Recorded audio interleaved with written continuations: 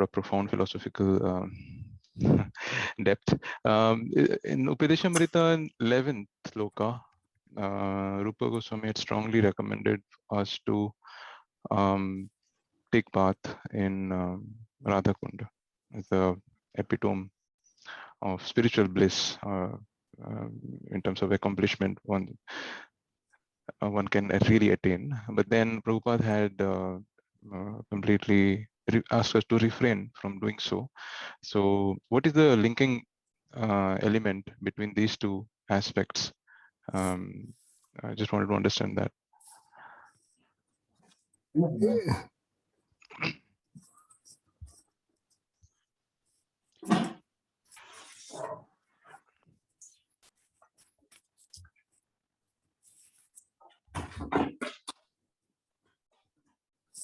This is a fact, this one.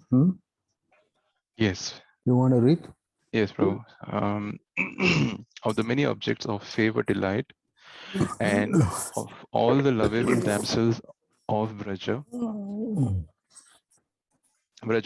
Srimati Radharani is certainly the most treasured object of Krishna's love, and in every respect, her divine Kunda is described by great sages as similarly dear to him. Undoubtedly, Radha Kund is very rarely attained even by the great devotees. Therefore, it is even more difficult for ordinary devotees to attain. If one simply waits once, baths once within those holy waters, one's pure love of Krishna is fully aroused.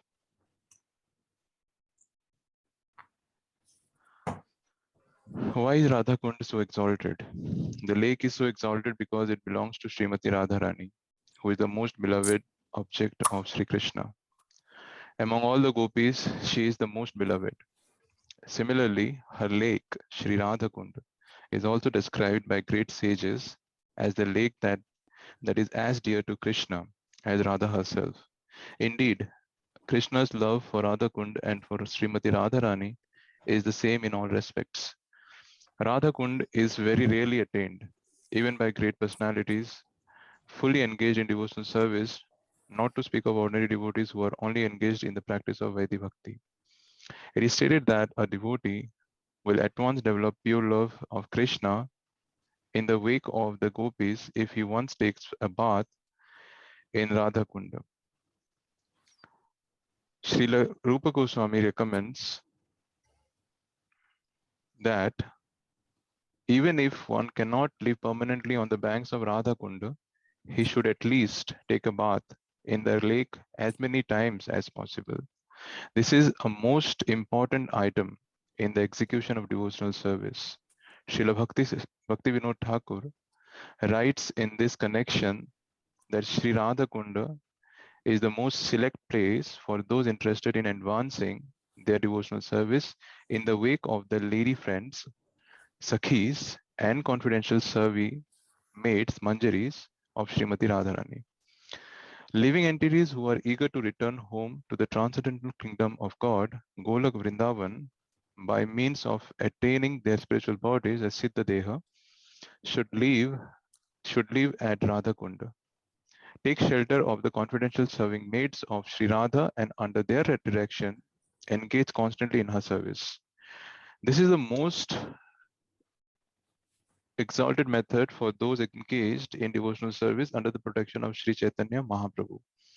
In this connection, Srila Bhakti Siddhanta Saraswati Thakur writes that even great sages and great devotees like Narada and Sanaka do not get an opportunity to come to Radha Kund to take their baths. What then to speak of ordinary devotees? If by great fortune one gets an opportunity to come to Radha Kund and bath even once, he can develop his transcendental love for Krishna exactly as the gopis did.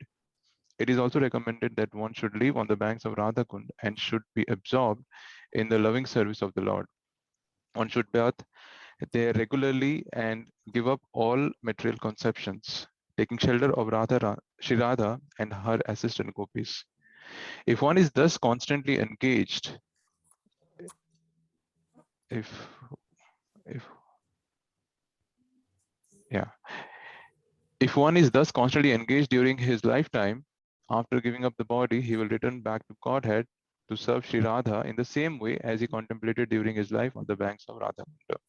The conclusion is that to live on the banks of the Radha Kunda and to bath there daily constitute the highest perfection of devotional service. It is a difficult position to attain, even for great sages and devotees like Narada. Thus, there is no limit to the glory of Sri Radha Kunda. By serving Radha Kunda, one can get an opportunity to become an assistant of Srimati Radharani under the eternal guidance of the gopis. So this kind of gives the importance of bathing in the Radha Kund lake, no? Pond. Yes, No? yes, sir. Yeah. So to develop Krishna's love is the ultimate, you know. That's the main thing of Radha Krishna love, no? Yes. So to understand more about Radharani, you can read also here.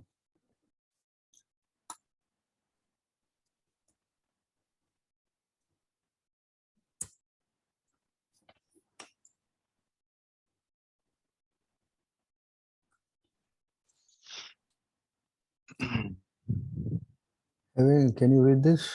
Yeah.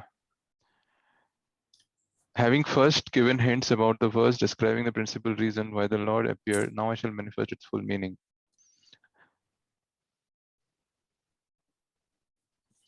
The loving affairs of Sri Radha and Krishna are transcendental manifestations of the Lord's eternal pleasure-giving potency. Although Radha and Krishna are one in their identity, previously they separated themselves. Now these two transcendental identities have again united in the form of Sri Krishna Chaitanya. I bow down to him, who has manifested himself with the sentiment and complexion of Srimati Radharani, although he is Krishna himself.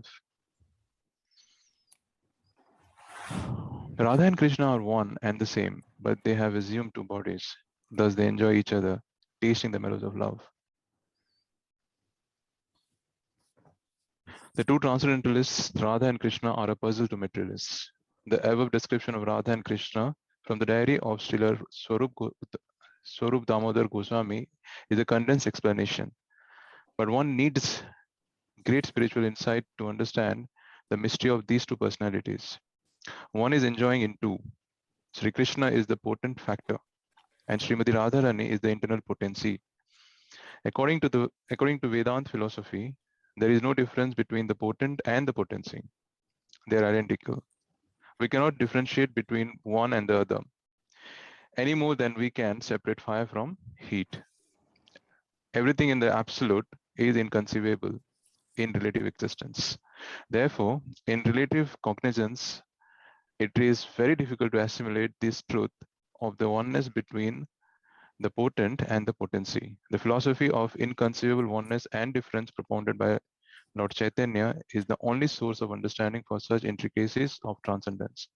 In fact, Radharani is the internal potency of Sri Krishna, and she eternally intensifies the pleasure of Sri Krishna. Impersonalists cannot understand this without the help of a Mahabhagavad devotee. The very name Radha suggests that Srimati Radharani is eternally the topmost mistress of the comforts of Sri Krishna. As such, she is the medium transmitting the living entity's service to Sri Krishna. Devotees in Vrindavan therefore seek the mercy of Srimati Radharani in order to be recognized as loving servitors of Sri Krishna. Lord Chaitanya Mahaprabhu personally approaches the fallen conditioned souls of the Iron Age to deliver the highest principle of transcendental relationship with the Lord. The activities of Lord Chaitanya are primarily in the role of pleasure-giving portion of his internal potency. The absolute personality of Godhead, Sri Krishna, is the omnipotent form of the transcendental existence, knowledge, and bliss in full. His internal potency is exhibited first as Sat, or existence, or in other words, as the portion that expands the existence function of the Lord. When the same potency displays full knowledge, it is called Chit, or Samvit, which expands the transcendental forms of the Lord. Finally, when the same potency plays as a pleasure-giving medium, it is known as Lahadini, or the transcendental blissful potency. Thus, the Lord manifests his internal potency in three transcendental divisions. Now, to enjoy rasa, they have appeared in one body as Lord Chaitanya Mahaprabhu. Therefore, I shall first delineate the position of Radha and Krishna. From that description, the glory of Lord Chaitanya will be known. Srimati Radhika is the transformation of Krishna's love. She is his internal energy called Alhadini. That Alhadini energy gives Krishna pleasure and nourishes his devotees. Srila Jiva Goswami has elaborately discussed the Alhadini potency in his Preeti Sandarbha. He says that the Vedas clearly state only devotional service can lead one to the personality of Godhead. Only devotional service can help a devotee meet the Supreme Lord face to face. The Supreme Personality of Godhead is attracted by devotional service, and as such, the ultimate supremacy of Vedic knowledge rests in knowing the science of devotional service. What is the particular attraction that makes the Supreme Lord enthusiastic to accept devotional service? And what is the nature of such service? The Vedic scriptures inform us that the Supreme Personality of Godhead, the absolute truth, is self-sufficient, and that Maya, the nescience, can never influence him at all. Therefore, the potency that overcomes the Supreme must be purely spiritual. Such a potency cannot be anything of the material manifestation. The bliss enjoyed by the Supreme Personality of Godhead cannot be material composition, like the impersonalist conception of the bliss of Brahman. Devotional service is reciprocation between two, and therefore it cannot be located simply within one's self. Therefore, the bliss of self-realization, Brahmananda, cannot be equal to devotional service. The Supreme Personality of Godhead has three kinds of internal potency, namely the Aladhani Shakti or pleasure potency, the Sandhini Shakti or existential potency, and the Samvit Shakti or cognitive potency. In the Vishnu Puran 1.12.69, the Lord is addressed as follows: O Lord, you are the support of everything. The three attributes Aladhani, Sandhini, and Samvit exist in you as one spiritual energy. But the material modes which cause happiness, misery, and mixtures of the two do not exist in you, for you have no material qualities. Aladhani is the personal manifestation of the blissfulness of the Supreme Personality of Godhead, by which he enjoys pleasure. Because the pleasure potency is perpetually present in Supreme Lord, the theory of impersonalist that the Lord appears in material mode of goodness cannot be accepted. The impersonalist conclusion is against the Vedic version that the Lord possesses a transcendental pleasure potency. When the pleasure potency of the Supreme Personality of Godhead is exhibited by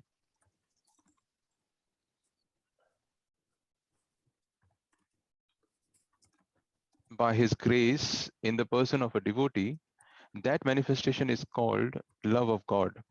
Love of God is an epithet for the pleasure potency of the Lord. Therefore, devotional service reciprocated between the Lord and his devotee is an exhibition of the transcendental pleasure potency of the Lord. The potency of the Supreme Personality of Godhead that always enriches him with transcendental bliss is not material. But the Shankarites have accepted it as such because they are ignorant of the identity of the Supreme Lord and his pleasure potency. Those ignorant persons cannot understand the distinction between the impersonal spiritual bliss and the variegatedness of the spiritual pleasure potency. The Alhadani potency gives the Lord all transcendental pleasure, and the Lord bestows such a potency upon his pure devotee. Lord Krishna's body is eternal, Sat, full of knowledge, Chit, and full of bliss, Ananda. His one spiritual energy manifests three forms. Aladani is his aspect of bliss, Sandhini of eternal existence, and Samvit of cognizance, which is also accepted as knowledge. In his thesis, Bhagavad Sandarbha 103, Srila Jiva Goswami explains the potencies of the Lord as follows. The transcendental potency of the Supreme Personality of Godhead by which he maintains his existence is called Sandhini. The transcendental potency by which he knows himself and causes others to know him is called Samvit. the transcendental potency by which he possesses transcendental bliss and causes his devotees to have bliss is called Ladini. The total exhibition of these potencies is called Visuddha Sattva. And this platform of spiritual variegatedness is displayed even in the material world. When the Lord appears here, the pastimes and the manifestations of the Lord in the material world are therefore not at all material. They belong to the pure transcendental state. The Bhagavad Gita confirms that anyone who understands the transcendental nature of the Lord's appearance, activities, and disappearance become eligible for freedom from material bondage upon quitting the present material tabernacle. He can enter the spiritual kingdom to associate with the spiritual personality of Godhead and reciprocate the Lahadini potency in transactions between him and the Lord. In the mundane mode of goodness, there are tinges of passion and ignorance. Therefore, mundane goodness being mixed is called Mishra Sattva. But the transcendental variegatedness of Vishuddha Sattva is completely free from all mundane qualities. Vishuddha Sattva is therefore the proper atmosphere in which to experience the personality of Godhead and his transcendental pastimes. Spiritual variegatedness is eternally independent of all material conditions and is non-different from the Supreme Personality of Godhead, both being absolute.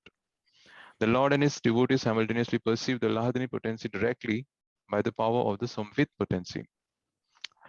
The material modes of nature they control the conditioned souls, but the Supreme Personality of God is never influenced by these modes, as all Vedic literatures directly and indirectly corroborate. Lord Krishna himself says in the 11th canto of Srimad Bhagavatam, 11.25.12, Sattam Rajastama iti guna jivasya naive me. The material modes of goodness, passion, and ignorance are connected with the conditioned souls, but never with me, the Supreme Personality of Godhead. The Vishnu Puran confirms this as follows. The Supreme Personality of Godhead, Vishnu, is beyond the three material qualities, goodness, passion, and ignorance. Indeed, no material qualities exist in him. May that original person, Narayana, who is situated in a completely transcendental position, be pleased with us. In the 10th canto of Srimad Bhagavatam 10.27.4, Indra praises Krishna as follows. My dear Lord, your abode is Vishuddha Sattva, always undisturbed by the material qualities and the activities there are in transcendental loving service onto your feet. The goodness, austerity, and penance of the devotees enhance such activities, which are always free from the contamination of passion and ignorance. Material qualities cannot touch you under any circumstances.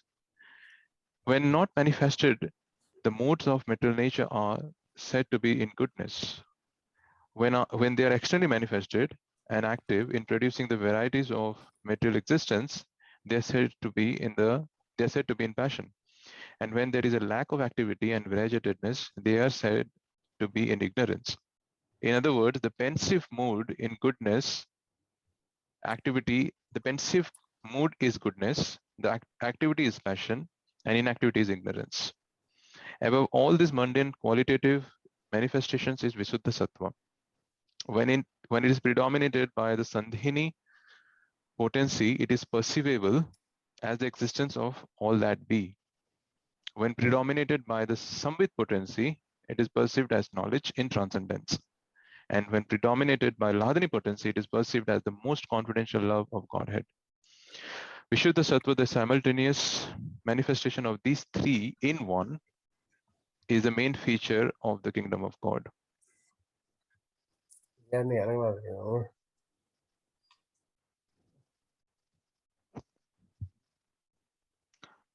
The absolute truth is therefore the substance of reality, eternally manifest in three energies. The manifestation of internal energy of the Lord is the inconceivable variegated spiritual world. The manifestation of the marginal energy comprises the living entities. And the manifestation of the external energy is the material cosmos. Therefore, the absolute truth includes these four principles: the Supreme Personality of Godhead himself, his internal energy, his marginal energy, and his external energy. The form of the Lord and the expansions of his form as Swayam Rupa and Vaibhava Prakasha are directly the enjoyers of the internal energy, which is the external exhibitor of the spiritual world, the most confidential of the manifestations of the energy. The external manifestation, the material energy, provides the covering bodies of the conditioned living entities from Brahma down to the insignificant ant.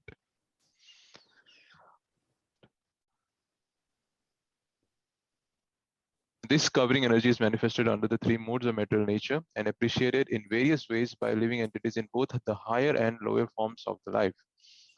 Each of the three divisions of the internal potency, the Sandhini, Samvit, and Hladini energies, influences one of the external potency by which the conditioned souls are conducted.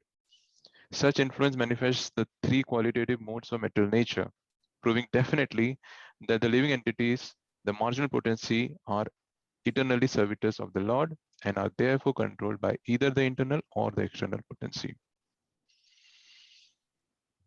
O Lord, you are the support of everything. The three attributes Lahadini, Sandhini, and Samvit exist in you as one spiritual energy, but the material modes which cause happiness, misery, and mixtures of the two do not exist in you, for you have no material qualities. The essential portion of the Sandhini potency is Suddha Sattva. Lord Krishna's existence rests upon it. Krishna's mother, father, abode, house, bedding, seats, and so on are all transformations of Suddha Sattva.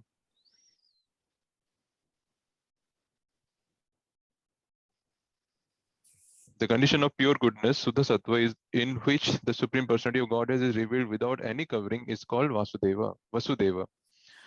In that pure state, the Supreme Godhead, who is beyond the material senses and who is known as Vasudeva, is perceived by my mind.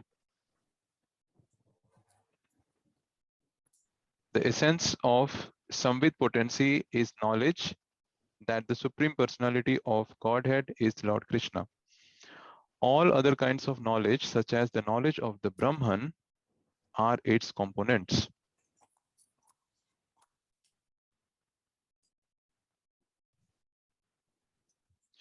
The essence of the Alhadini potency is love of God.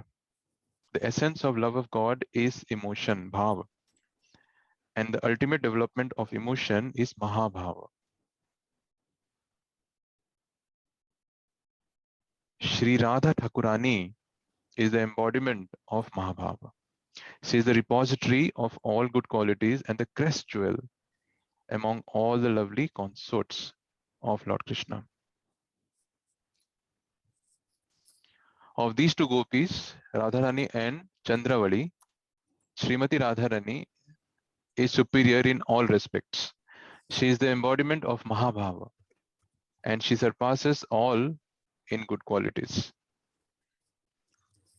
Her mind, senses, and body are steeped in love for Krishna.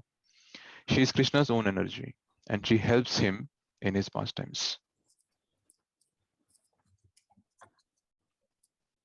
I worship Govinda, the primeval Lord, who resides in his own realm, Golaka, with Radha, who resembles his own spiritual figure and who embodies the ecstatic potency, Lahadini. Their companions are her confidants, who embody extensions of her bodily form and who are imbued and permeated with ever blissful spiritual rasa. Now please listen to how Lord Krishna's consorts help him taste rasa and how they help in his pastimes. The beloved consorts of Lord Krishna are of three kinds: the goddess of fortune, the queens, and the milkmaids of Vraja, who are the foremost of all. These consorts all proceed from Radhika. Just as the fountainhead, Lord Krishna is the cause of all incarnations. So Sri Radha is the cause of all these consorts. The goddesses of fortune are partial manifestations of Srimati Radhika, and the queens are reflections of her image. The goddesses of fortune are her plenary portions, and they display the forms of Vaibhav Vilas. The queens are of the nature of her Vaibhav Prakasha. The Vraja Devis have diverse bodily features. They are her expansions and are the instruments for expanding rasa. Without many consorts, there is not such exaltation in rasa. Therefore, there are many manifestations of Srimati Radharani to assist in the Lord's pastimes. Among them are various groups of consorts in Vraja who have varieties of sentiments and mellows. They help Lord Krishna taste all the sweetness of the rasa dance and other pastimes.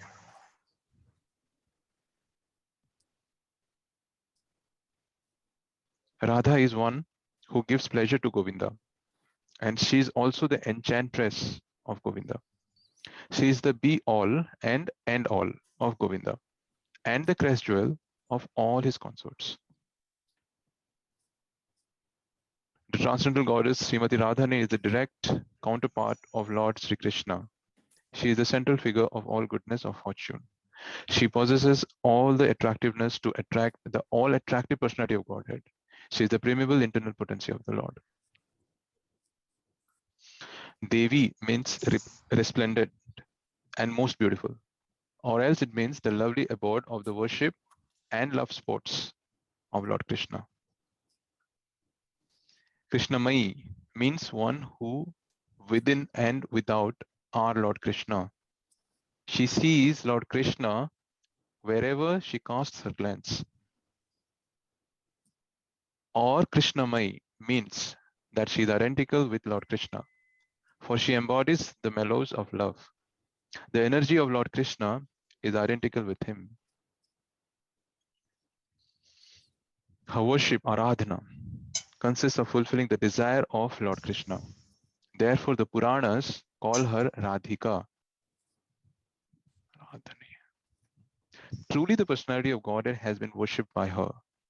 Therefore, Lord Govinda, being pleased, has brought her to a lonely spot, leaving us all behind. Therefore, Radha is Paramadevata, the supreme goddess, and she is worshipable for everyone. She is the protectress of all, and she is the mother of the entire universe. I've already explained the meaning of Sarva Lakshmi.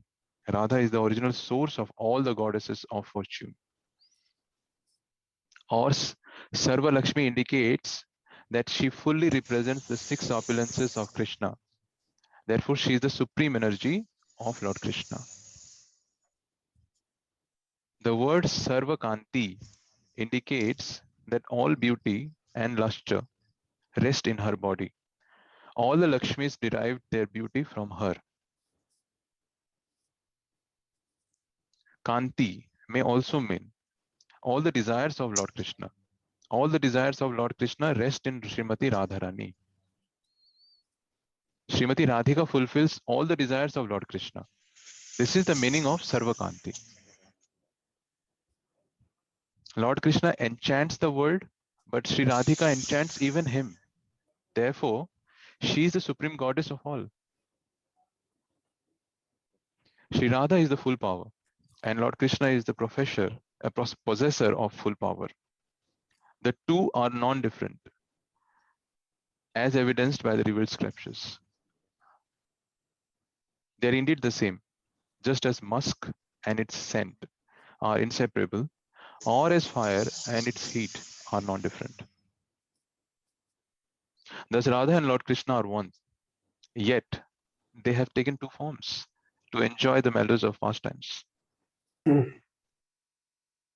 promulgate Prema Bhakti, devotional service in love of Godhead, Krishna appeared as Sri Krishna Chaitanya with the mood and complexion of Sri Radha. Thus, I have explained the meaning of the fifth verse. So from all this explanation, you can see how exalted Radharani is. Yes. So not only that, because the Kun, Radha Kun is very dear to her, therefore it becomes very dear to Krishna. Right. So that's why Radha Kun is so exalted. In fact, Chaitanya Mahaprabhu, when he went to Vrindavan, he asked, where is this Radha Kun? Nobody could tell. Until he himself discovered two pools of water in a paddy field, and he started bathing in them. And he proclaimed that this is the sport of Radha Kund, and he rediscovered this Radha Kund again for people like us who are going to take birth in the future. So, but you see how important this place is, because Chaitanya Mahaprabhu himself rediscovered this, because he's so dear to Radharani and is extremely dear to Krishna. So that's why in the 11th mantra of the Nectar of Instruction, the supremacy of Radha Kund is stressed. That if you take bath even once, you will develop this love for Radha and Krishna, which is the topmost thing in human life, to again develop our attraction for Krishna. So is that clear? You understand? Yes. So the second part, Prabhu, is why Prabhupada has asked not to take bath and just Because the devotees were there in the early frivolous. days. They were swimming like Olympic swimming pool, you know. Okay. They're doing all kind of diving and this and that. And Prabhupada heard that, he was very upset. He said, you are kicking Radharani, you know. Because the lake, the Kund is not different from her, no?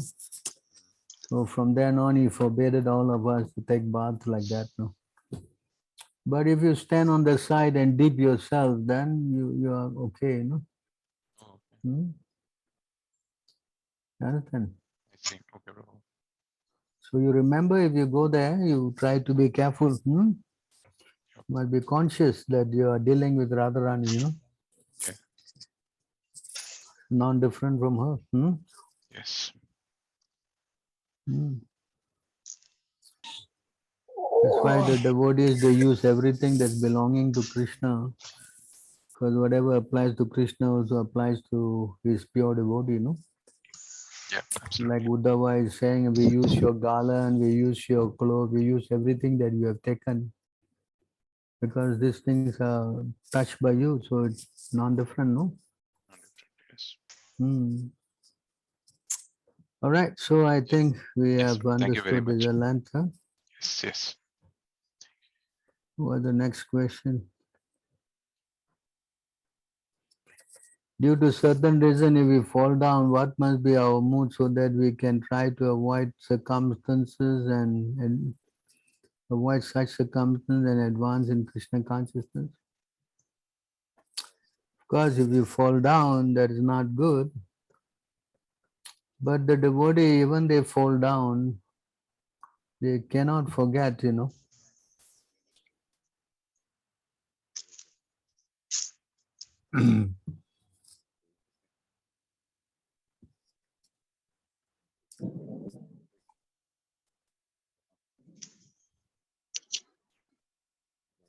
You want to read it?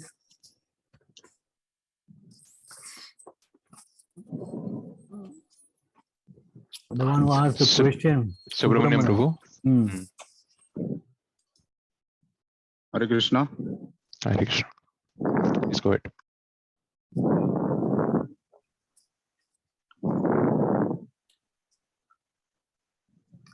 Is he there, Subramaniam? Hare Krishna. Yes, Prabhu, we are able to hear you, Prabhu. Please go ahead.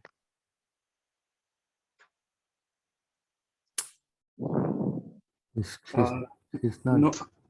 No, Prabhu, he left. Yeah, it's still not there. Yeah. He asked the question. He asked the question and he left. Hare Krishna Prabhu. You can read.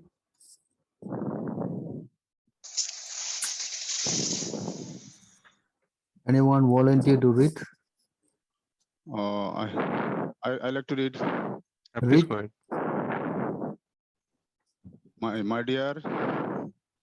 My dear Besa, even though a devotee of Lord Krishna sometimes falls down somehow or other, he certainly does not undergo material existence like others, fruitive workers, etc. Because a person who has once released the taste of the lotus feet of the Lord can do nothing but remember the ecstasy again and again.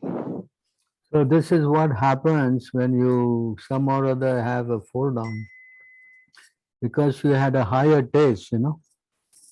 So you cannot but forget this higher taste, you know. You understand? The kirtan or the prasadam or the association of devotees. So many things are very purifying, you know. They touch the soul, you see. So the soul being touched by this higher taste, as Krishna says, you know, in the Bhagavad Gita, Rasovrajam rasopiyasya param dristva nirvartate. Correct? What is that verse? 78. Huh? Two what? Hello?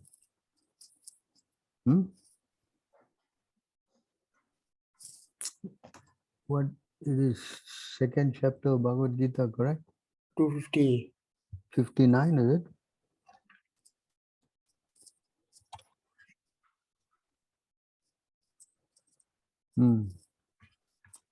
Visaya vinivartante niraharasya dehina rasabrajam rasupiyasya param dristva nirvartate. Someone want to read this?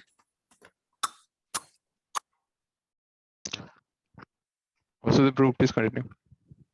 Translation: Hmm.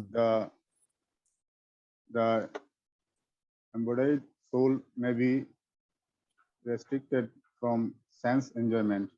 The taste for sense object remains, but Ceasing.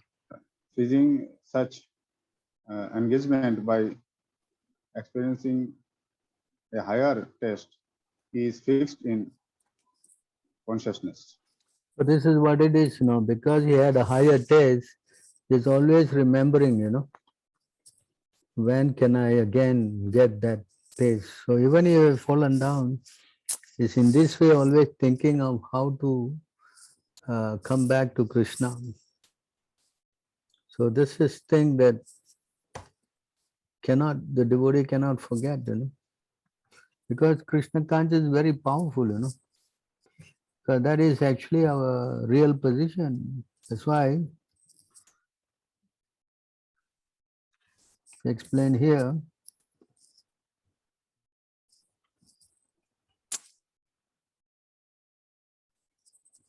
See here in this verse.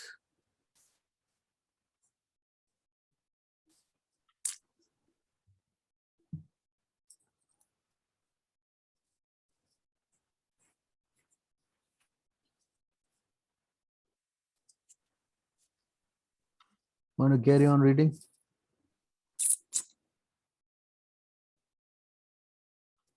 The intelligent who have understood the Supreme Lord in the association of pure devotees and have become free from bad materialistic association can never avoid hearing the glories of the Lord, even though they have heard them only once.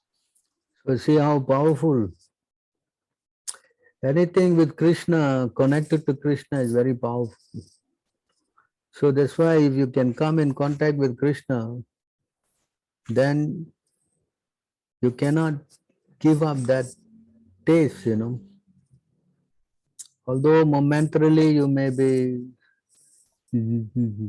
kind of detached from it, but because in your heart you had some or other got this taste, you will always be thinking, when can I get it again and when can I go back again? So in other words, actually you cannot fall down once you have come to Krishna consciousness. Because fall down means you totally forget Krishna, completely no connection at all. But that is difficult if one has got some taste in Krishna. You understand? So that taste will always be lingering in your mind, your heart, you know. You understand? Huh? You follow? That's why it says here,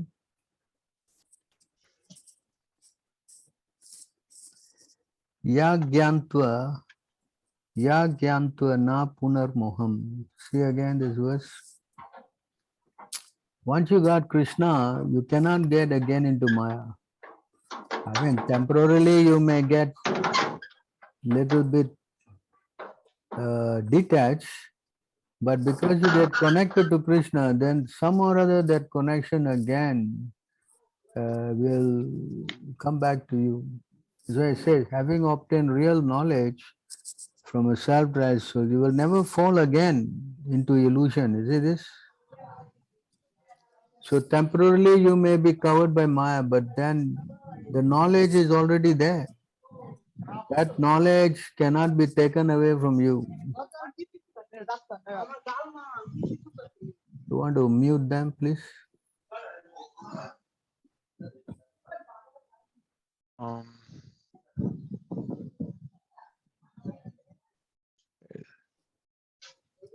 Is that understood? Hmm?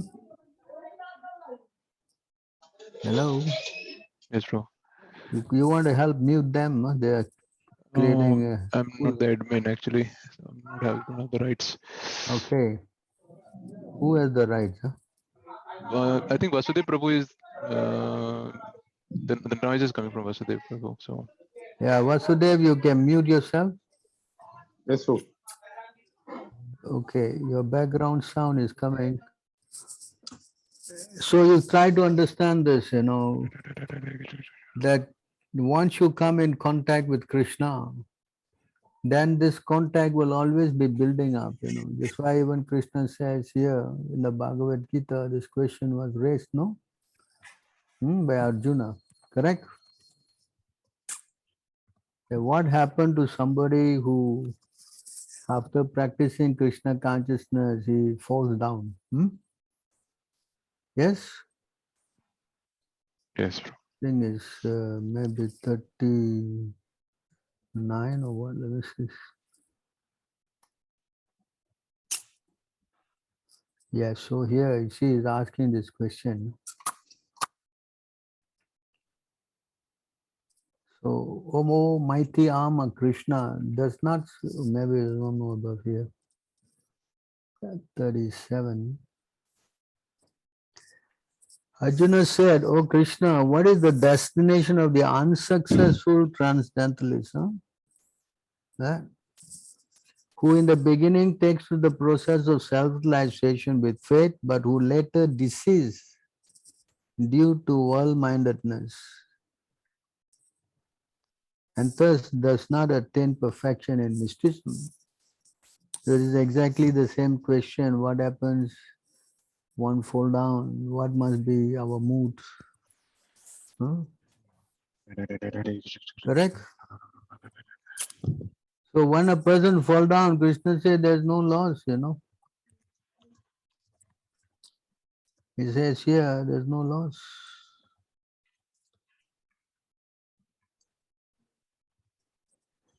The Supreme Personality of Godhead said, Son of Prita, transcendentalists engage in auspicious activity does not meet with destruction either in this world or in spiritual world. One who does good, my friend, is never overcome by evil. So in other words, the connection always remains. So you be promoted to the heavenly planet, as Krishna says, and then it comes back again.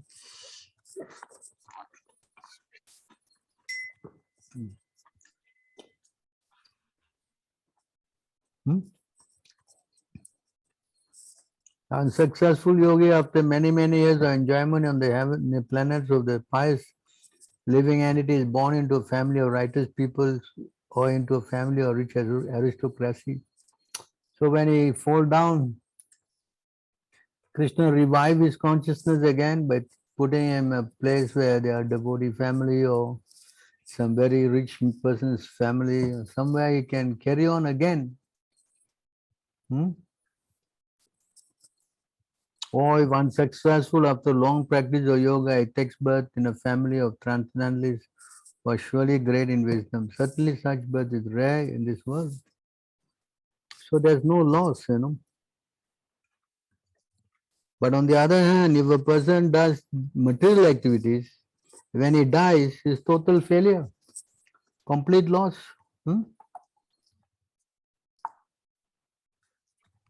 Complete loss, nothing to gain.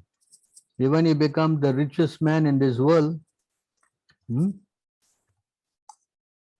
If someone gives up all material prospects and takes complete shelter of the Supreme Personality of Godhead, there's no loss or degradation anyway. On the other hand,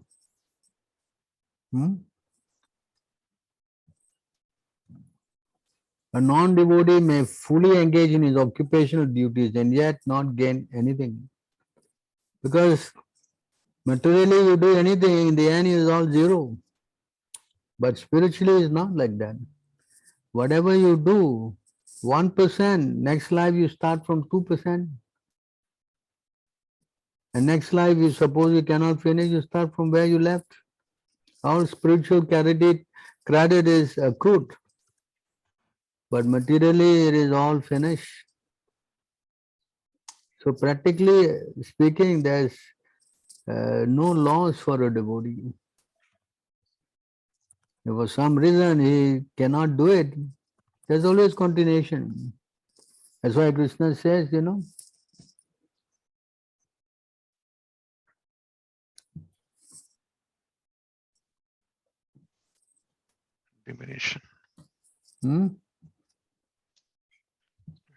Krishna says, no, after many births, it's not one birth, it's after many birth and death, you actually in knowledge surrenders unto me.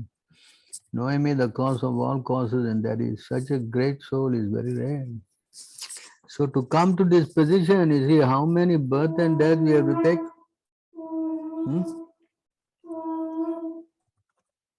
So therefore, this life we have some or other come in contact with Prabhupada and Chaitanya Mahaprabhu and Krishna. So we should try to successfully terminate this life in such a way that we will not come back again. That's intelligent. Yes? Yes, Prabhu. All right, so how to avoid? Avoiding should be like this. We should always be careful, as Nectar Devotion also instruct, no? That one should always remember his past material life, no? Or even in this life, how he had been kind of in Maya and how he was struggling. Yes? Hello? Yes, Prabhu. So therefore, here in this chapter Ajamil, you can see that should be the mood of the devotee, The devotee should be repenting like this, So if he repents, then the Krishna is very kind, is sitting in the heart, no?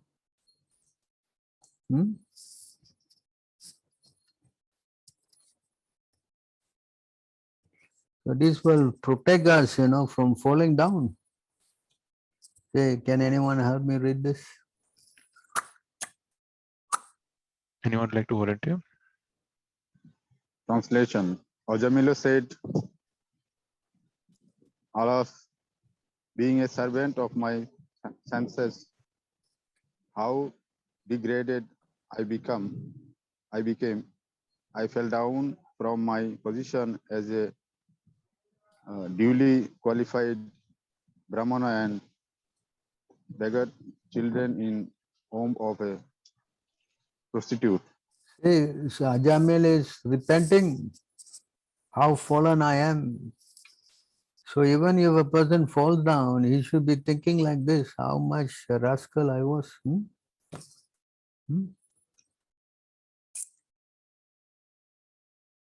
Yes? Read on.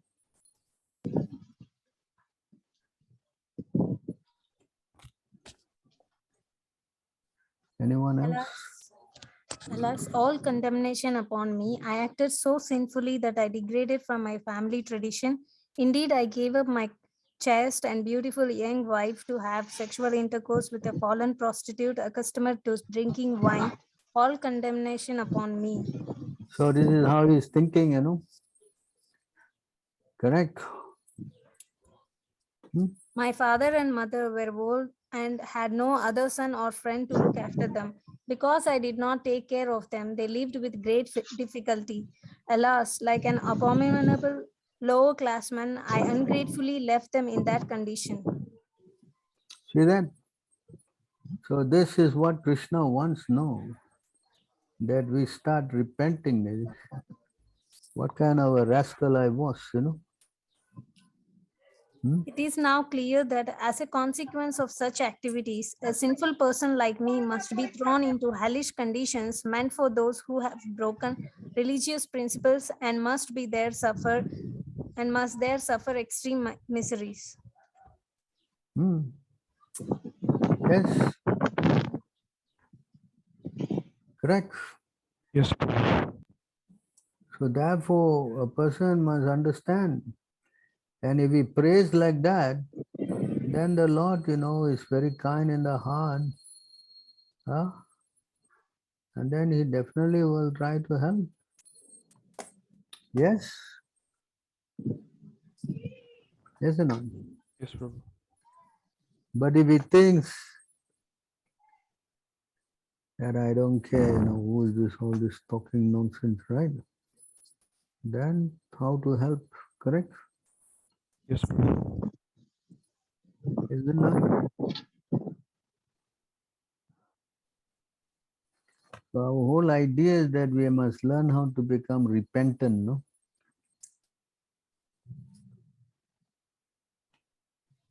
Huh? Yes, Prabhu. Yes? Yes, Prabhu. So we must be a little bit intelligent, no? Yes, correct, Prabhu. So that's why it says here, no?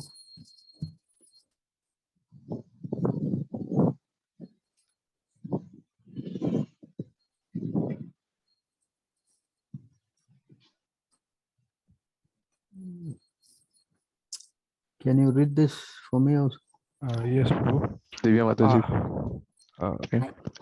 I, the pure soul, appearing now bound by my activities, am lying in the womb of my mother by the arrangement of Maya. I offer my respectful obeisances unto him who is also here with me, but who is unaffected and changeless. He is unlimited, but he is perceived in the repentant heart. To him I offer my respectful obeisances. See that? Is perceived in the repentant heart, no? Correct?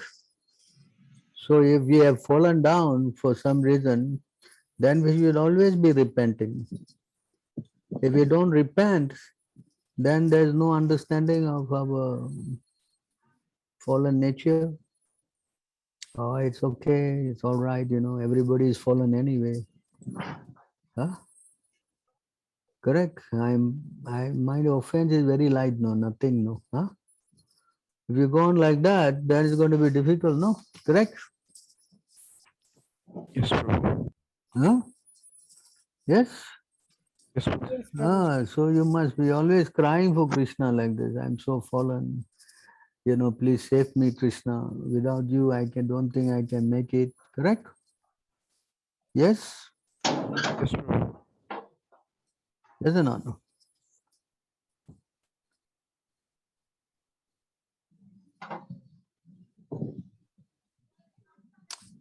So is that clear in this question? So we go to the next question, huh? I have a question too. What's your question? So I have read in Bhagavatam. The Prabhupada said Muhammad is great devotee of God, Hmm. and I have heard also Prabhupada lecture.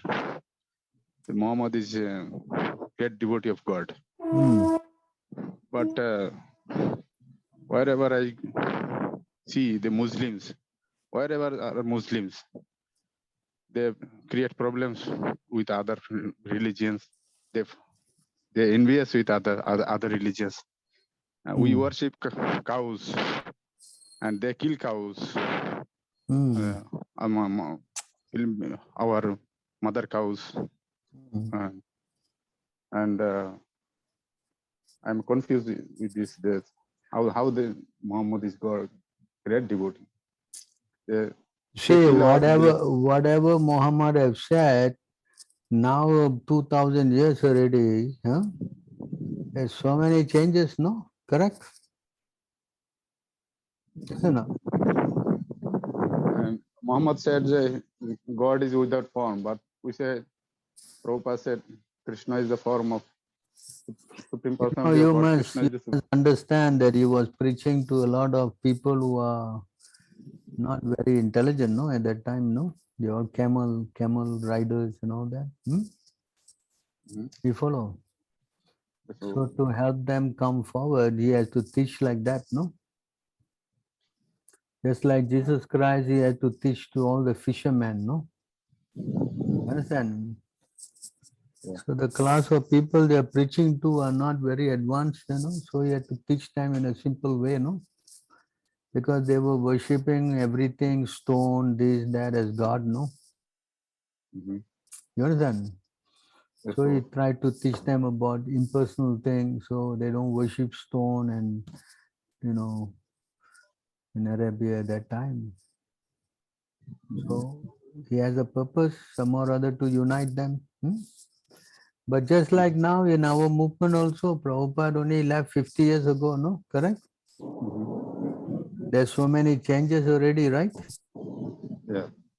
So can you imagine 2000 years from now what changes will be? Correct? Yes? Ah.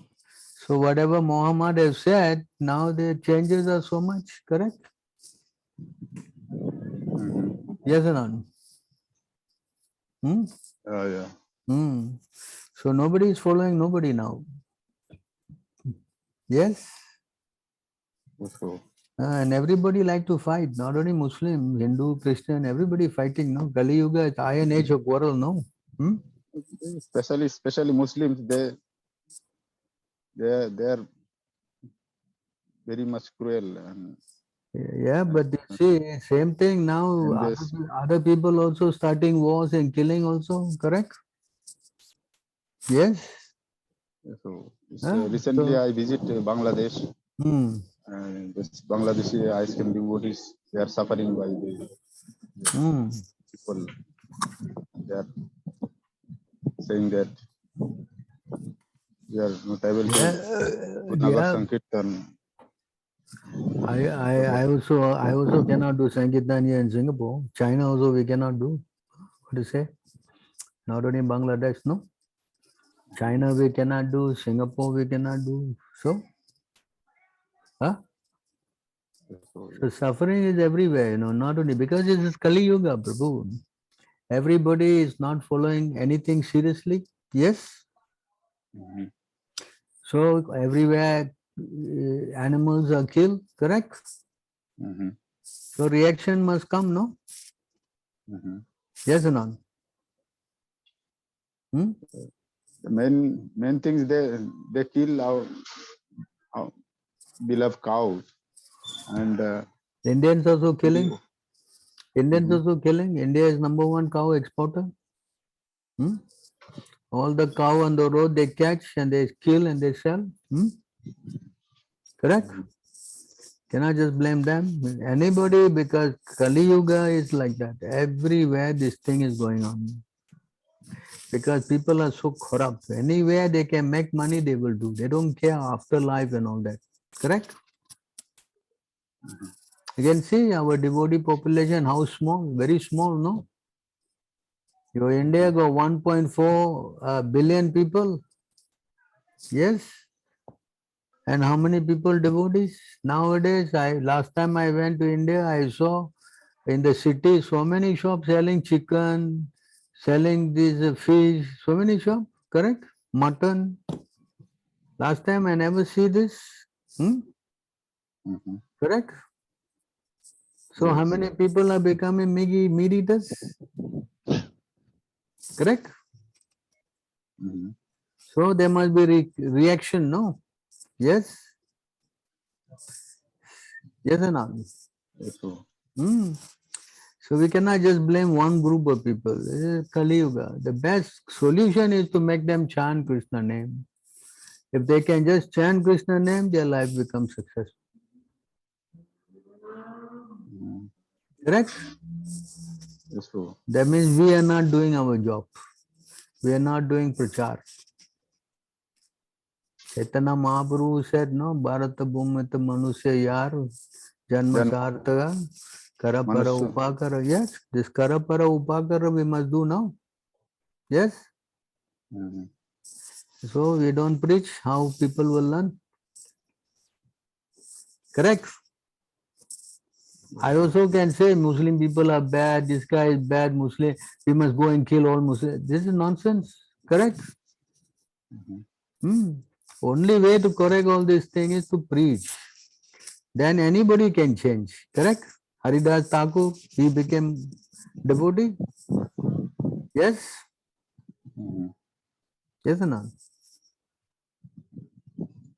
Hello? The last Durga Puja time in in Bangladesh, ISKCON Mandir was attacked and Prabhupada Murti was burned. Very bad picture. But they cannot kill Prabhupada teaching, no? Yes? You can burn the temple and you can burn Prabhupada Murti, but can you stop the preaching? The Siddhanta? Can you? Huh? The burning Prabhupada picture, it was very Just painful. like Hiranyakashipu also tried to kill Prahlad, no? Yes? But he cannot take Krishna out of his heart. Can you do that?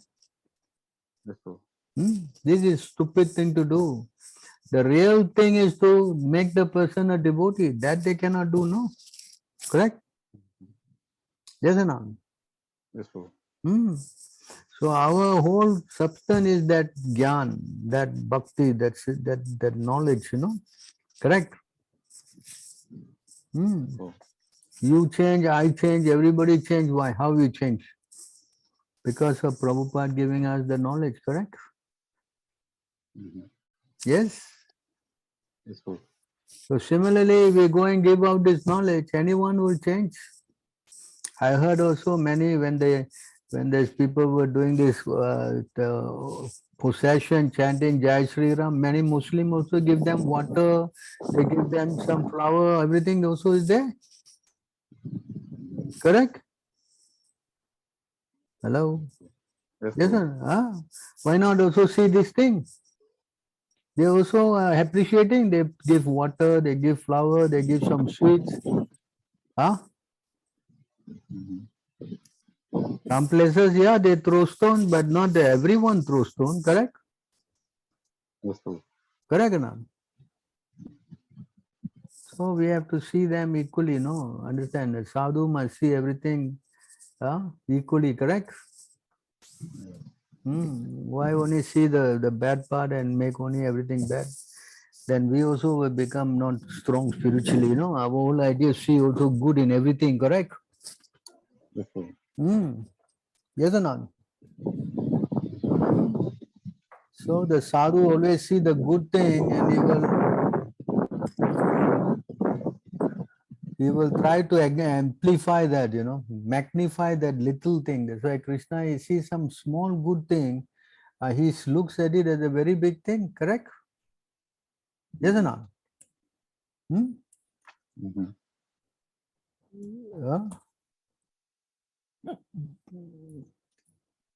So when you can read this Bengali, Yes, Prabhu.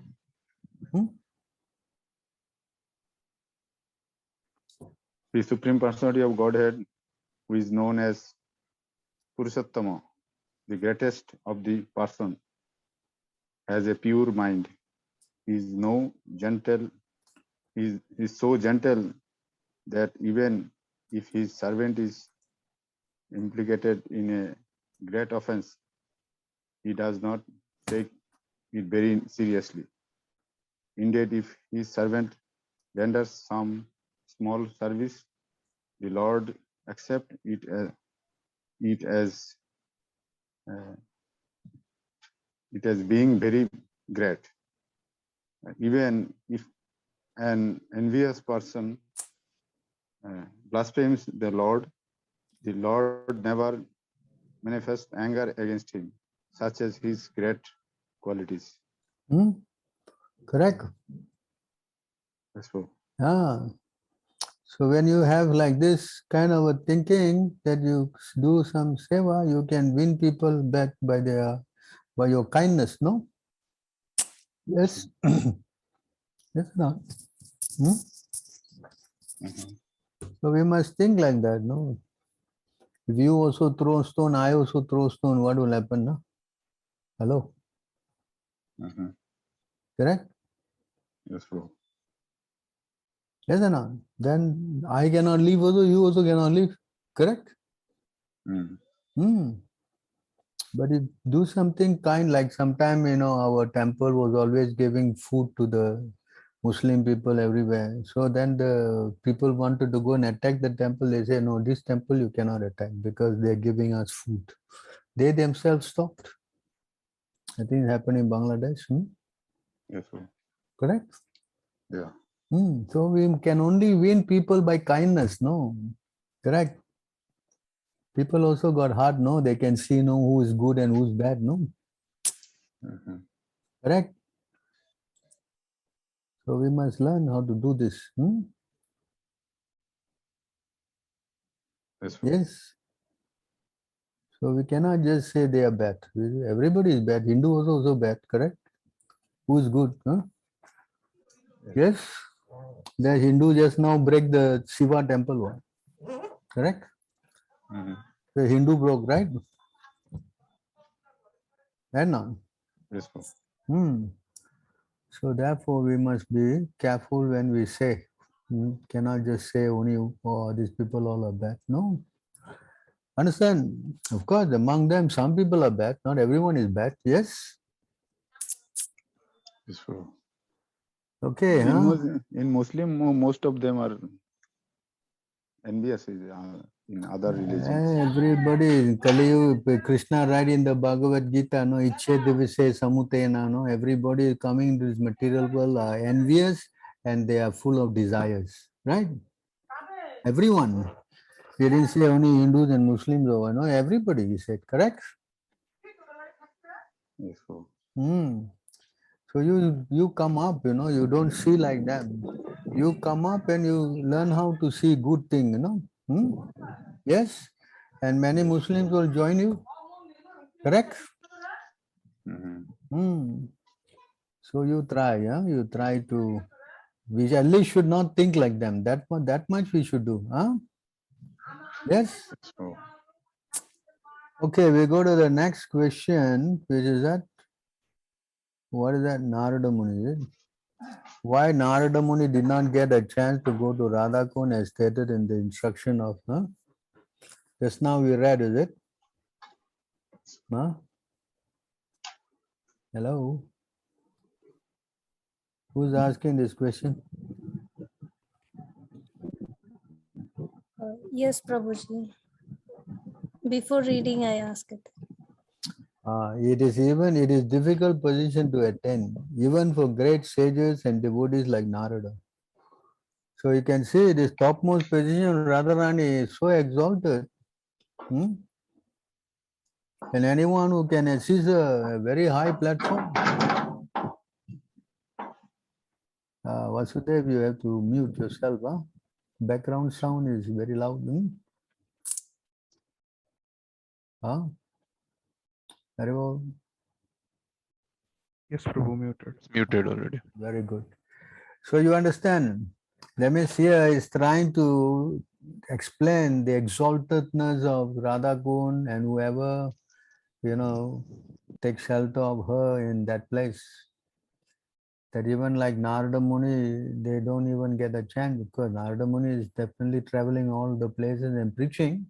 It's not any small time devotee, but to stay there to preach and to assist her in the Kund is a very exalted position. That's the meaning of this line. You follow? Yes, Prabhuji. So now Narad Muni can go. I mean, I mean, Narada is going to the to see Krishna, and he is going down to even to hellish planet. Why you can't go there? Okay, I got it. Right? You can go to Vaikuntha and see Narayan. You can't go to Radhakund. Huh? I It's mean, just for to when explain, it was, I is to mean, explain to you that how exalted this place is. You understand? yes, That people like Narada Muni who are going here, going there also don't get a chance to stay there and do the service. You follow? yes, Prabhuji. Okay. What is the next question? Everything is a matter, says that everything is matter and it's a happy phenomenon and everything is brain. Then how come one believes in spirituality? Who is asking this question? Is he here? Hello? Is this person here? No, Prabhu, he left. He left. Yes, Prabhu. So he's asking this question. This is crazy question, right? Yeah, yes, Prabhu. Looks like he's new little. Maybe someone can take down his number and deal with him. Okay, Prabhu.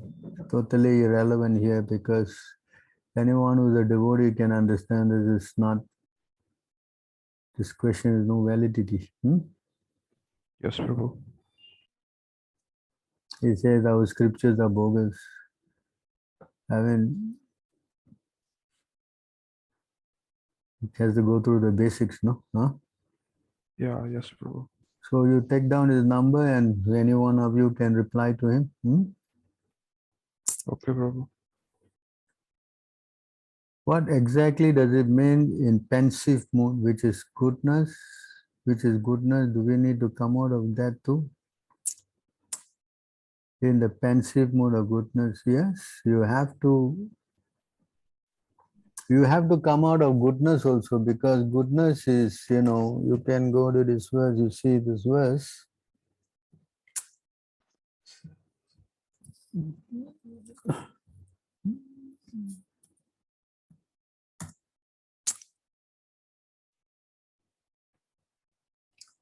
You want to read?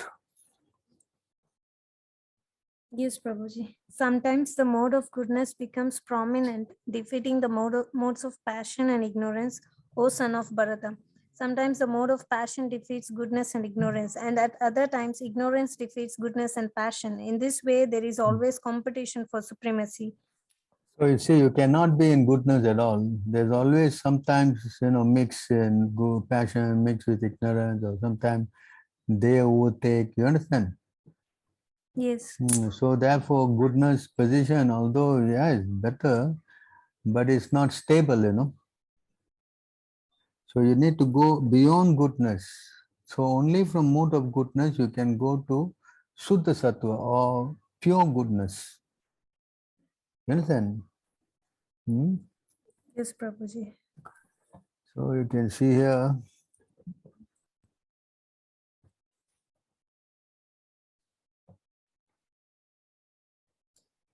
You want to read? The Supreme Personality of Godhead said, the three modes of material nature, namely goodness, passion, and ignorance, pertain to material intelligence and not to the spirit soul. By development of material goodness, one can conquer the modes of passion and ignorance, and by cultivation of transcendental goodness, one may free oneself even from material goodness. You understand? Yes, Prabhuji. Hmm. So we can cultivate this transcendental goodness only by chanting and being in association of devotees. That's why first you have to wake up in the morning, you do Mangala Arati. All these are mode of goodness. Understand? Yes. By doing this tapasya and chanting Hare Krishna and taking shelter of spiritual master, then you go beyond this goodness and come to transcendental goodness. Okay, Prabhuji. Can you read this? When the living entity becomes strongly situated in the mode of goodness, then religious principles characterized by devotional service to me become prominent. One can strengthen the mode of goodness by cultivation of those things that are already situated in goodness, and thus religious principles arise. So you wake up in the morning, you follow Prabhupada's direction and all that, that is pushing you in the mode of goodness. But when you keep practicing and having faith and connection to the spiritual master, you go beyond this goodness and come to transcendental goodness. Because when you associate with Krishna, you are not in goodness anymore. You are in the transcendental level. Yes, You understand? Prabhuji. You Yes. understand? So therefore, we have to do this, follow the instruction of the spiritual master. Correct? Then yes, we overcome.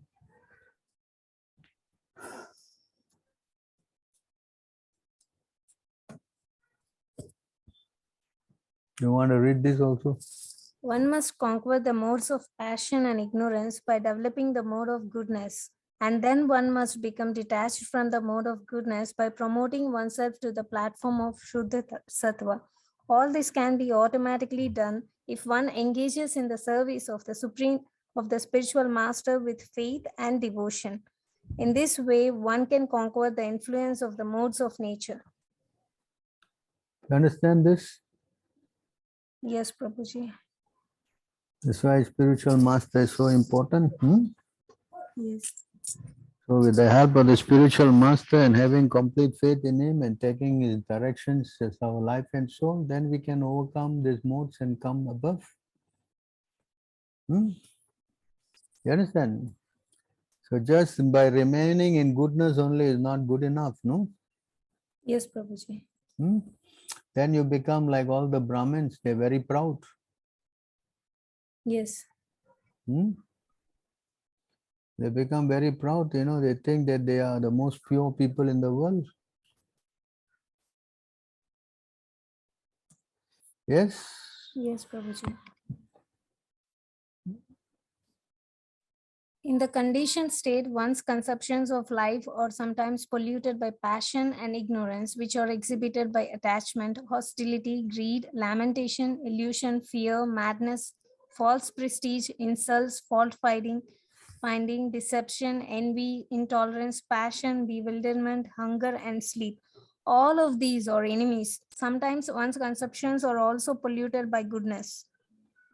You can see sometimes one's conception are also polluted by goodness. What does that mean? That means that you are thinking that you are very pure, very proud.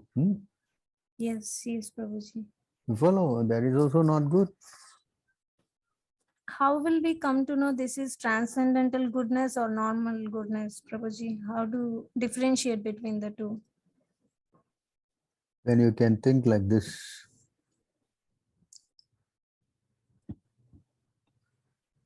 When you can think. I think it's here. Give me a minute.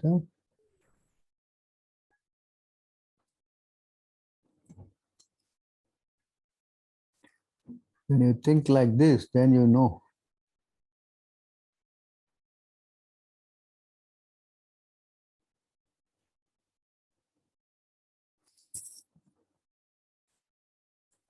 So when you can think like this, that means you know.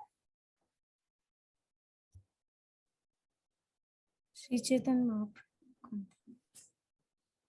One who thinks himself lower than the grass, who is more tolerant than a tree, and one who does not expect personal honor but is always prepared to give all respect to others, can very easily always chant the holy name of the Lord. So when you can do this, you know you are in the transcendental goodness. Yes, Prabhuji. The same line which you often quote. This one. Tanadapi sunichena daro api saisuna amanina madadena kitaniya sada hari. So when you can chant like this, then you are no more proud. Yes? Yes, Prabhuji. So this pride is very dangerous.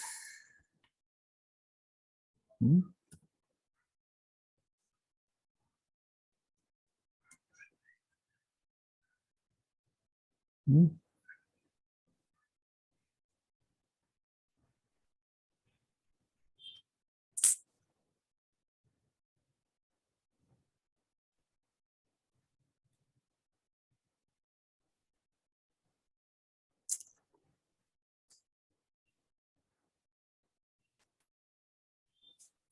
Can you read this? For a Brahmana, austerity and learning are certainly auspicious, but when acquired by a person who is not gentle, such austerity and learning are most dangerous. Hmm? Yes. You understand? Yes, Prabhuji. Because he makes him proud, no? Yes. O best of the Brahmanas, you should therefore go immediately to King Ambarisa, the son of Maharaja Nabhagam. I wish you all good fortune. If you can satisfy Maharaja Ambarisa, then there will be peace for you. This is how he curbed the pride, no? Durvasha was told to go and bow down to Ambarish. Hmm? Yes. So therefore, you see how mode of goodness, he become proud, it become dangerous for him. So we should be careful. So how we know we are advancing when we can feel ourselves as being lower than the straw grass and lower than the straw in the street, no? Showing respect to everybody, at least mentally. Then yes, correct. Yes, Prabhuji. If we cannot feel like that, then we have a problem. Hmm? But it will be there for one day or sometime, and again it. That's it why we will have to disappear. wake up every morning and chant. Okay, Prabhuji. That's why Bhakti Siddhanta say you wake up, you hit your brain with your what, your mind with the broomstick, and before you sleep, you hit again with your shoes. Correct? Yes. Why he said that? That means only one day you hit over. Every day, no? Because the mind is so clever, you know. Because we have been listening to this mind, we are now sitting in this body. Yes? Yes. Our mind has tricked us, correct? Every day in the morning, we wake up and say, today I want to chant very nice rounds. Even before we can complete our sentence, our mind has already taken over us, correct? Yes, Prabhuji. Yes or not? Can you imagine at the time of death what we will do? Hello? Yes, yes, Prabhuji. Very dangerous, huh? How to practice celibacy for a long what? Timer.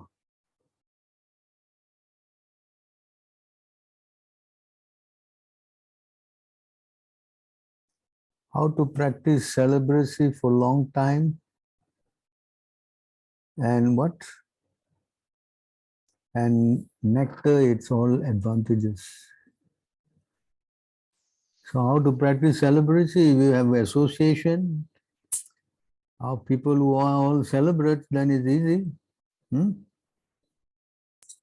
Yes, association is how you can make it happen. Without association, it's very difficult.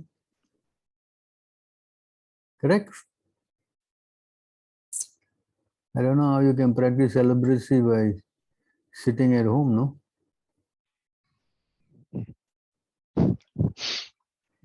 Who is this? Vipul Joshi, is he here?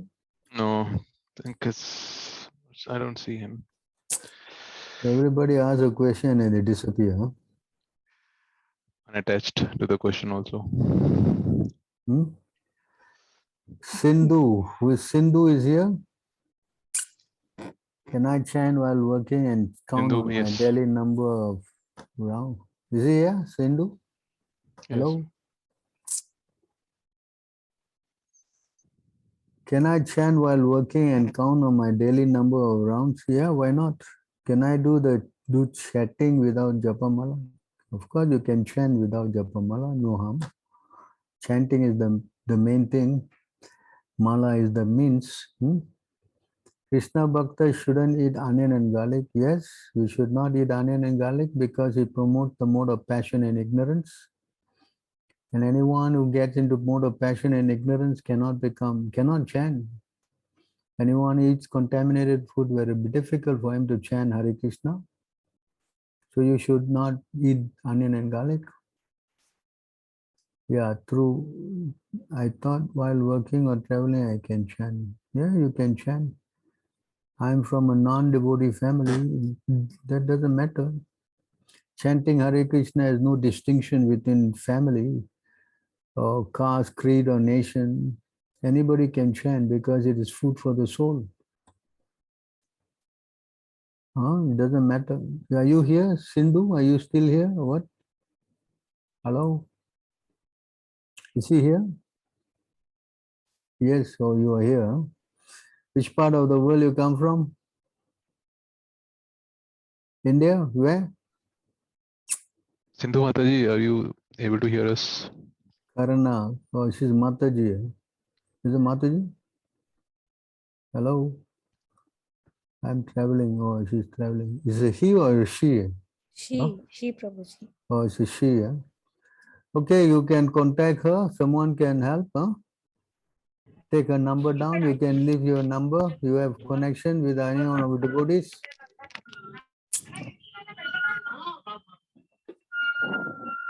Hello? Yes, Prabhuji. She is Yeah, in I think touch. she has unmuted herself. Sindhu Mataji, would like to Yes, Swamiji, you can hear me. There is some Yes, yes, we can disturbance. hear you. yes, Please yes. go ahead. We can hear you. Where are you from? Karnataka, huh? Bangalore, Karnataka. Oh, Bangalore. Very nice. You can contact our devotee. Have you contacting any of our devotees? Yes, Swamiji. Who? I think the host. The host, huh? Oh, Who's the Mangala. host? Who? Huh? Who? Pavitra. Ah, Oh, you're in touch with Pavitra, huh? Okay, very good. You keep in touch with her and she will guide you more and more.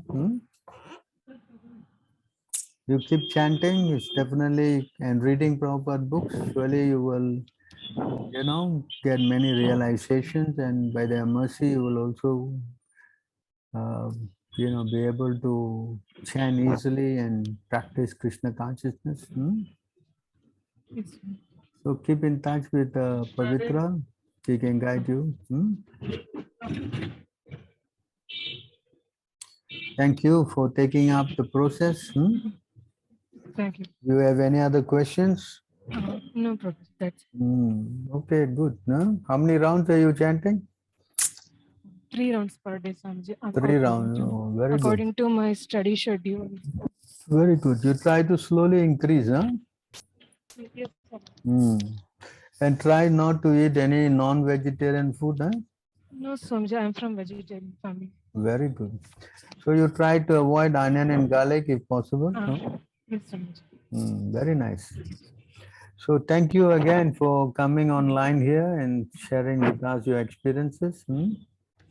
And carry on taking more association with our Pavitra and all the others. And I'm sure you will grow spiritually, very nicely. Thank you, Prabhu. Hare Krishna. Hare Krishna. Okay, anybody else has any more questions?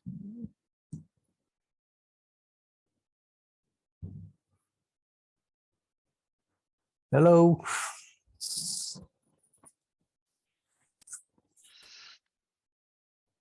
Prabhuji, in yesterday's class, it was there that Vashishta Muni has fallen down. As per us, I mean, so spiritual master will never fall down, no, Prabhuji. So why? I mean, It was not a fall down, it was cursed, okay. Okay, fall down is different. You voluntarily go and enjoy the senses, but in this case, it was just cursed to actually give up his body, not even fall down. You Yes, follow? yes, yes. Just like Parikshit Maharaj was cursed to die within 7 days, no? Is that a fall down? No. Same way. Okay. So there's no fall down in that case. Not like you go and, deliberately enjoy your senses and fall down. That's another thing, no? Yes, Prabhuji, I understand. So that's not a fall down. That's something else. So you all try to not fall down, I hope. Huh? Yes, Prabhuji. Any other questions?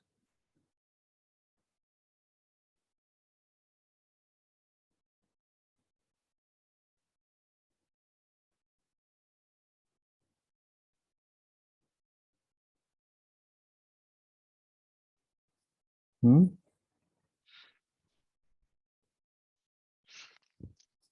Please share any other questions if you like, and any feedback or any experiences that you have experienced. Please feel free to share.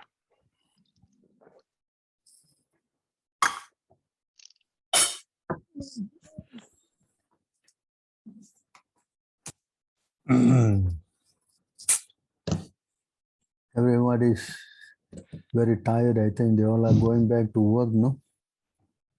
No, no, Prabhu. No, Huh? no, Prabhu. Everybody is now have to rush to work and rush back, and so many rushing, correct? Cannot sit in the house anymore, yeah? Hmm? Yes, Prabhu. Quite a challenge, isn't it? Going back to meet with all of your non-devotee friends, huh? Yes, Prabhu. You can feel the difference. Yes, Prabhu. Absolutely.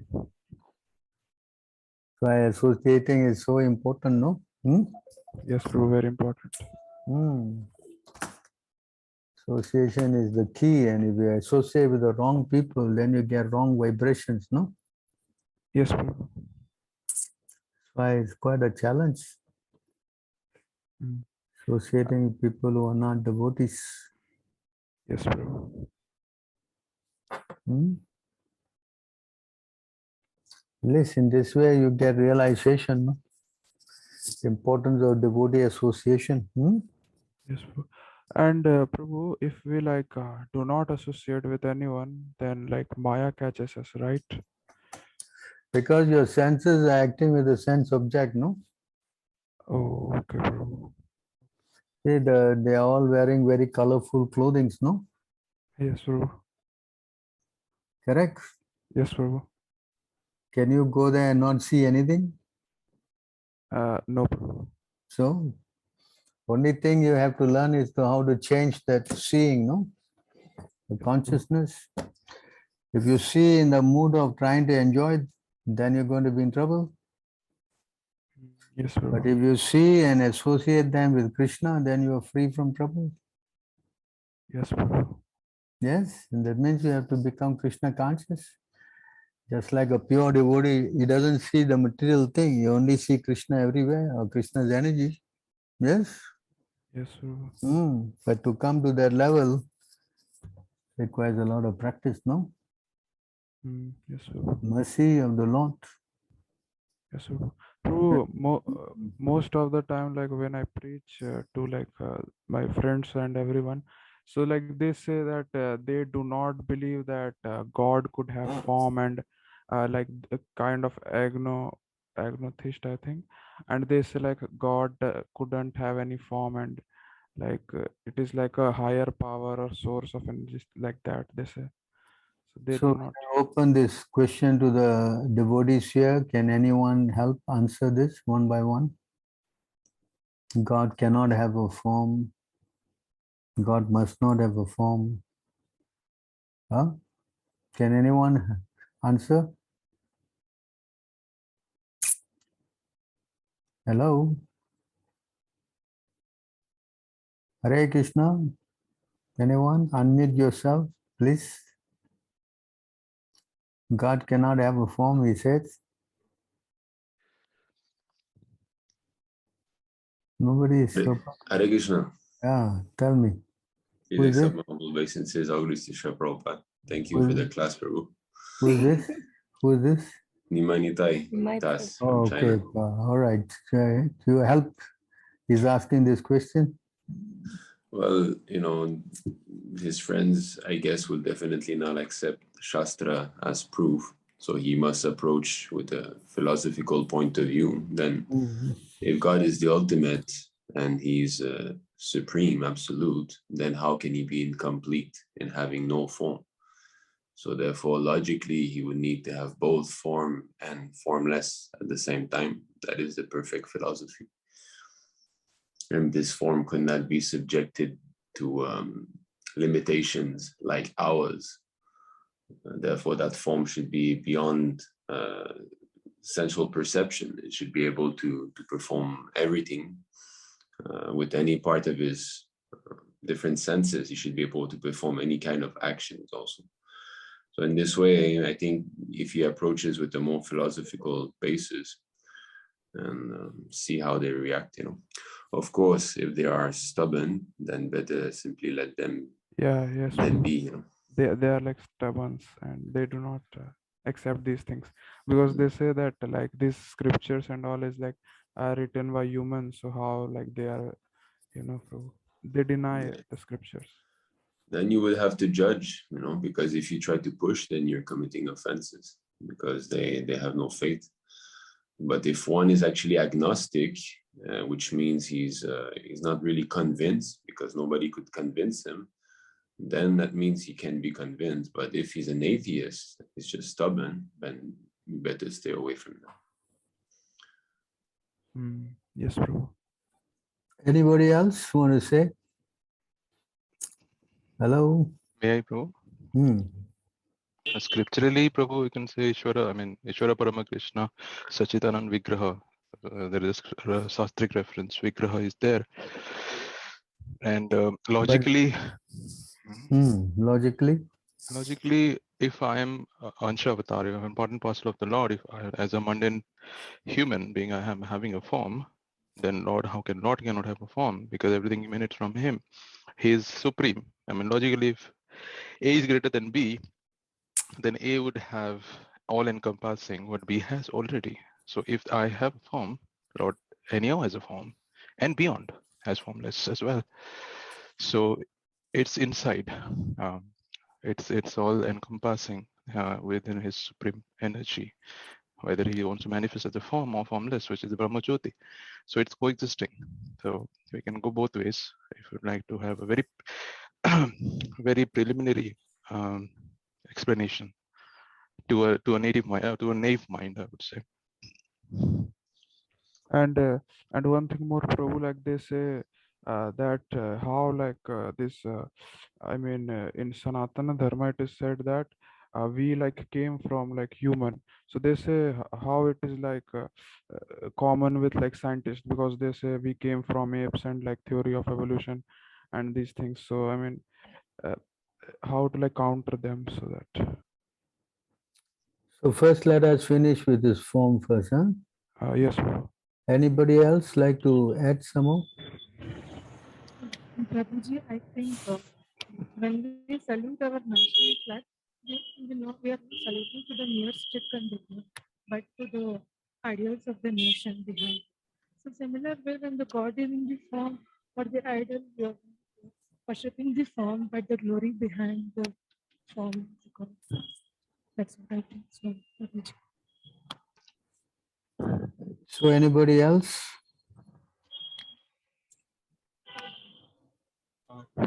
Variety. We have to ask them about the variety. We see so many beautiful variety, which is a transformation of the energies of the Lord. Very good. So you can ask them whether they believe in death or not.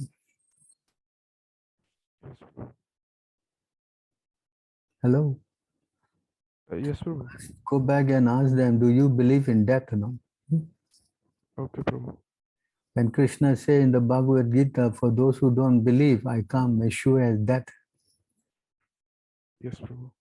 So who is imposing death? If you don't believe in the presence of God, correct? Correct, Prabhu. So do you believe in the presence of death? Yes, Prabhu. Huh? Yes, Prabhu. You go and ask them that question. Okay, Prabhu. Okay, Prabhu. And also, you believe in eating, huh? Yes, Prabhu. Who created all this thing you are eating? Yes, Prabhu. Who? Your grandfather? No, Prabhu. God.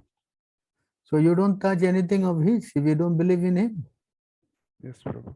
You are a greatest rascal. You don't accept the existence of God, but use everything of his. Yes, Prabhu. This is a good principle. I come to your house, I take everything and say that this doesn't belong to you. Would you like it? No, Prabhu. So you go to his house or you ask him his wallet and take all his money because he doesn't believe what? Huh? Would you allow that? No, Prabhu. Oh, so you must learn how to talk, correct? Correct, Prabhu. You're wearing your pants made of cotton. No. Who made this cotton? Take it off. No. Go around naked. Yes, Prabhu. Hello. Yes, Prabhu. Yeah? A very expert in denying God and using everything of his. Is this proper intelligence? No, Prabhu. Talking big. That's why you shouldn't go to these crazy schools, They're just training people to become atheistic. Yeah? What is the use of this education? Yeah. No use, Prabhu. Yeah? Training all people to deny the existence of God. Is this education?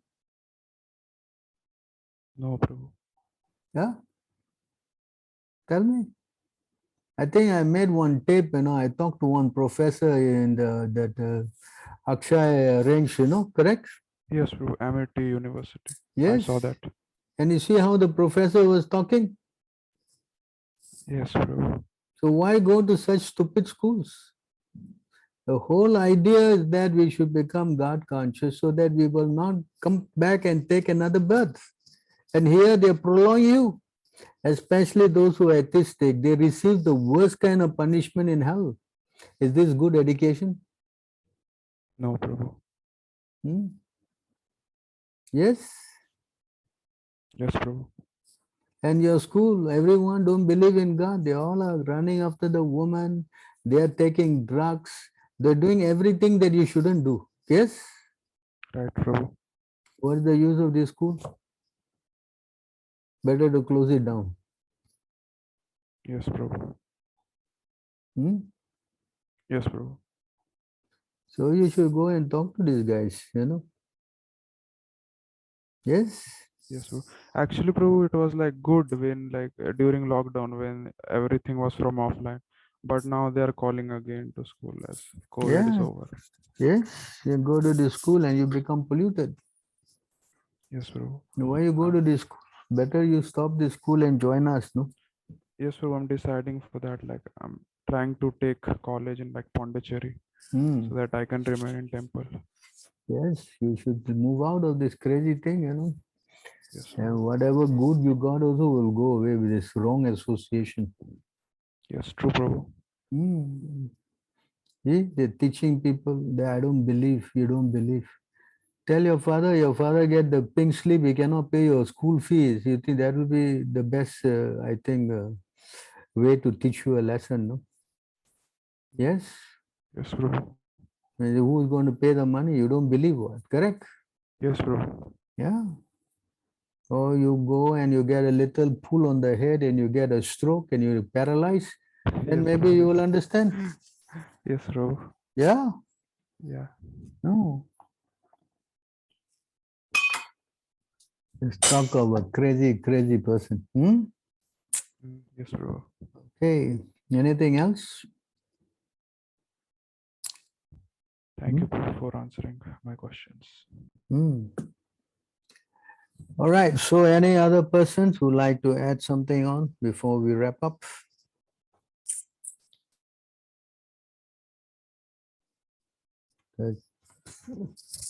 I think it's going to be a long, long weekend for everyone, no? Yes?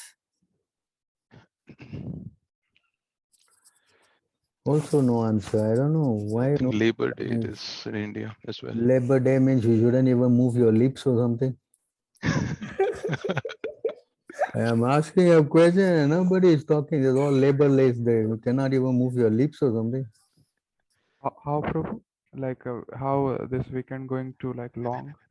Yeah, I think we have what Labor Day and the Malay New Year and so many things, no? Oh, okay, Prabhu. Okay. I think you're from India, so you don't have Labor Day, no? It's there in India, but it's on Sunday actually. Is it what is that? Yeah, falling on a Sunday, I believe. Same, no, same calendar, right? India and Singapore have same calendar, right? First is on a Sunday. Nowadays, Prabhu, they call on Sunday also. Like they do not give leave. Full they take labor. Oh. Anyway, I think you should try to devote more time for some spiritual upliftment. Yes. Yes, Prabhu. Try to attend the morning program as much as you can. Yes, Prabhu. Engage in some service. Yes. Yes. Yes, Prabhu. Of course, those who are from Singapore, I think you can come. Mostly 4 days, I think. And those who are outside, I think, can go to the nearest temple you have. Yes, Prabhu. Is the best way you can improve spiritually. The more and more you surrender, the more and more you get purified. No? Yes, Prabhu. True, Prabhu. Only way to purify our consciousness is to take association of devotees. Right, Prabhu. Otherwise, you get all kind of polluted thinking and so many nonsense. Bad for the health, you know. Only association can help us come out of this and come to the transcendental goodness.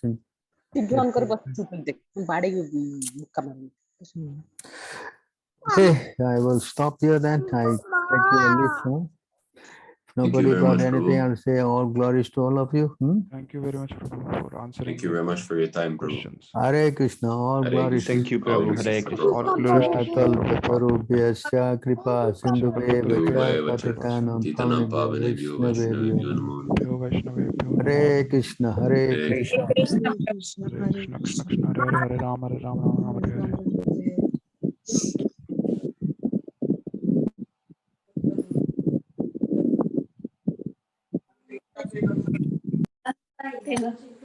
Ten o'clock.